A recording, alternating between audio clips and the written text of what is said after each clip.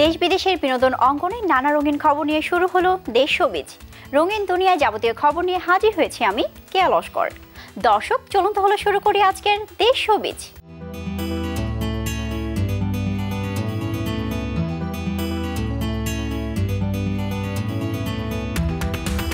মৃত্যুর ২৯ বছর পার হলেও সালমান শাহর জনপ্রিয়তা এতটুকু কমেনি। এ কারণেই এত বছর পর তার আত্মহত্যা মামলাকে হত্যা মামলা হিসেবে তদন্ত করতে বলেছেন আদালত। অভিনেতার সাবেক স্ত্রী সামিরা ও ডন সহ ১১ জনকে অভিযুক্ত করে গত অক্টোবরে রাজধানীর রমনা থানায় একটি মামলাও করা হয়। এরপর থেকেই ঢালিউড খল অভিনেতা ডন আড়ালে চলে যান। হঠাৎ করে আবার প্রকাশ্যে এই অভিনেতা, কারণ কি? বিস্তারিত সানজিদ আক্তারের রিপোর্টে।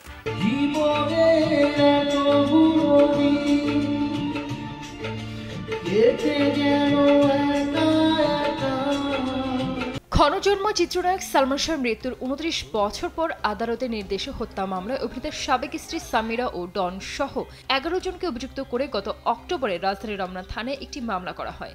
এরপর থেকেই ঢালিউডের খল অভিনেতা ডন আড়ালে চলে যান। আপনি প্রটেস্ট করতেই পারেন, আপনার মনের মধ্যে ভুল ধারণা থাকতেই পারে, তাই না? ওটা দেখার বিষয় না। সেই মামলার অন্যতম আসামি হিসেবে নাম আসে কোনো খোঁজ পাওয়া যাচ্ছিল না তার, যদিও সে বাড়িতে আছেন বলে জানিয়েছিলেন, তবে সামাজিক মাধ্যমে অনুপস্থিত ছিলেন। অবশেষে দীর্ঘ বিরতির পর আবারও সামাজিক মাধ্যমে সক্রিয় হয়েছেন অভিনেতা। ফেসবুকে ফিরে তিনি একটি গান পোস্ট করেছেন। সেই পোস্টে ক্যাপশনে অভিনেতা লিখেছেন, ৫০ জন বন্ধু বান্ধবীর জন্য উৎসর্গ করলাম। গানটি পোস্ট করার পরপরই তিনি বেশ প্রশংসাও পেয়েছেন নেটিজেনদের কাছ থেকে। সমানভাবে উঠেছে বেশ কিছু প্রশ্ন। সালমান ভক্তদের প্রশ্ন, এখনো কিভাবে প্রকাশ্যে বাইরে ঘুরছেন তিনি? তাহলে কি প্রশাসন নিজেদের কাজ সঠিকভাবে পালন করছেন না? এবারও কি সালমান শাহর মা নীলা চৌধুরীর ছেলের মৃত্যুর সঠিক বিচার পাবেন না?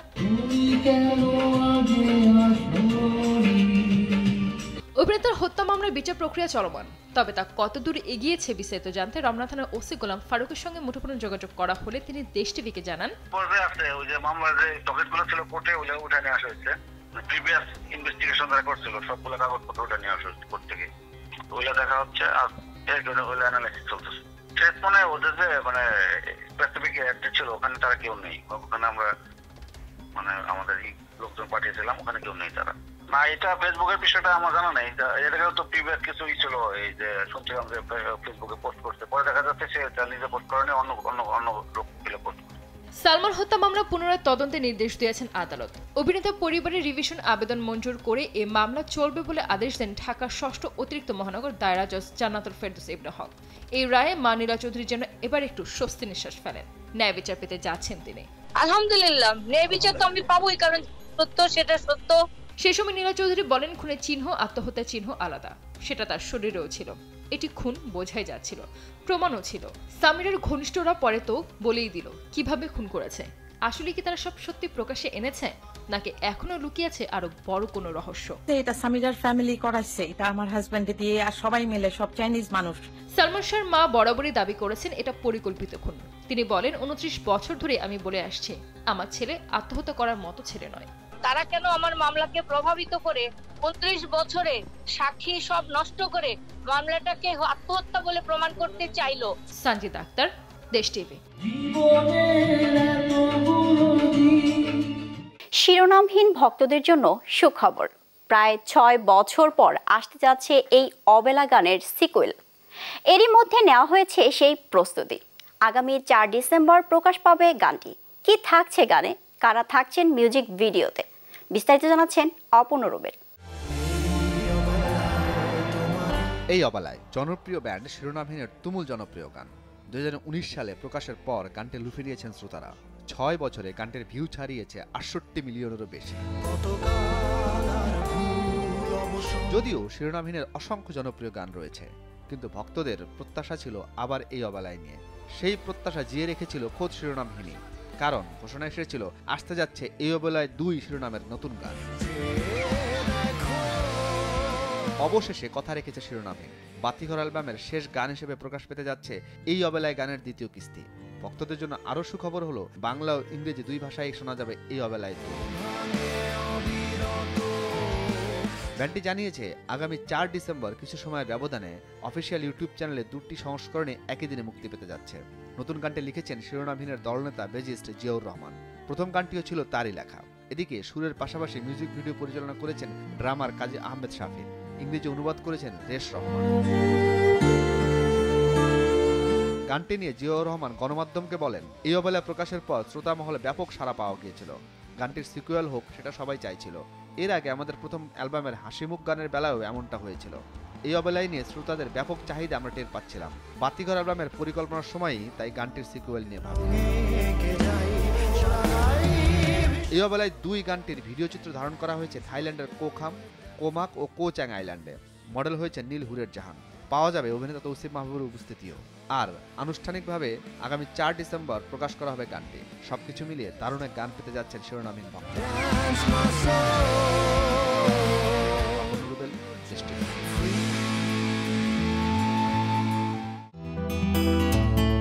ছোট পর্দার নায়িকা তাসনিয়া ফারিন অভিনয়ের পাশাপাশি গান গেয়েও ভক্ত শ্রোতাদের মাঝে বেশ জনপ্রিয় তিনি।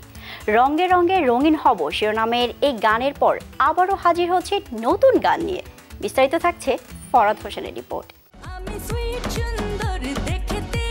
ছোট পর্দার আলোচিত নায়িকা তাসনিয়া ফারিন শাকিব খানের নতুন সিনেমা প্রিন্সে চুক্তি হওয়ার মাধ্যমে আবারও আলোচনায় আসলেও সম্প্রতি বেশ কয়েকবার সমালোচনার সম্মুখীন হয়েছেন এই অভিনেত্রী। মুখের কথায় রস মাখিয়া করলা রে মাতা। এবার সব সমালোচনা ছাপিয়ে আবারও নতুন গান নিয়ে হাজির হচ্ছেন তিনি। এর আগে জনপ্রিয় ম্যাগাজিন অনুষ্ঠান ইত্যাদিতে অভিনেতা ও গায়ক তাহসানের সঙ্গে জুটি বেঁধে রঙে রঙে রঙিন হব শিরোনামের এই গান গেয়ে উঠে আসেন জনপ্রিয়তার তুঙ্গে। সে সময় গানটি দর্শক শ্রোতাদের মাঝে ব্যাপকভাবে সাড়া ফেলেছিল, কিন্তু ভক্তরা অধীর আগ্রহে ছিলেন নতুন গানে আবারও কবে ফিরবেন এই অভিনেত্রী। সেই অপেক্ষার অবসান ঘটিয়ে তার নিজস্ব প্রযোজনা প্রতিষ্ঠান ফরিং ফিল্মসের ব্যানারে ডিসেম্বরে প্রকাশ পাচ্ছে নতুন গান মন গলবে না। ফারিনের সাথে এবার সুর মিলিয়েছেন জনপ্রিয় গায়ক ইমরান মাহমুদুল।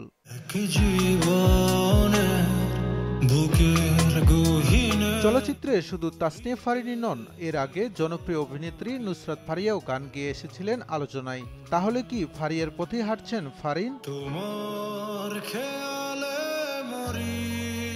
চলতি বছরে ঢালিউডে ইনসাফ সিনেমার মাধ্যমে অভিষেক হয় ফারিনের। তার বিপরীতে ছিলেন চিত্রনায়ক শরীফুল রাজ। প্রশ্ন হচ্ছে, গানের প্রচারে যতটা সরব ছিলেন এই অভিনেত্রী, ইনসাফ সিনেমার প্রচারে তেমনভাবে ততটা দেখা যায়নি তাকে। সিনেমাটি মুক্তির কয়েকদিনের মাথায় পাড়ি জমিয়েছিলেন দেশের বাইরে। গান নাকি সিনেমা, কোন দিকে এগিয়ে যাবেন এই অভিনেত্রী, তাই চলছে এখন নেটিজেনদের মাঝে আলোচনা। ফরহাদ হোসেন, দেশ টিভি। এবার জানাচ্ছি দেশ বিদেশের ছবি জঙ্গনের আরো কিছু খবর।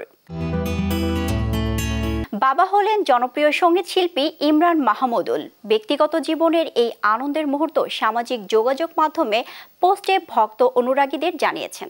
তিনি লেখেন, আলহামদুলিল্লাহ আলহামদুলিল্লাহ আলহামদুলিল্লাহ, প্রথমবারের মতো বাবা হলাম। আল্লাহ আমাকে একটি সুন্দর সুস্থ কন্যা সন্তান উপহার দিয়েছেন।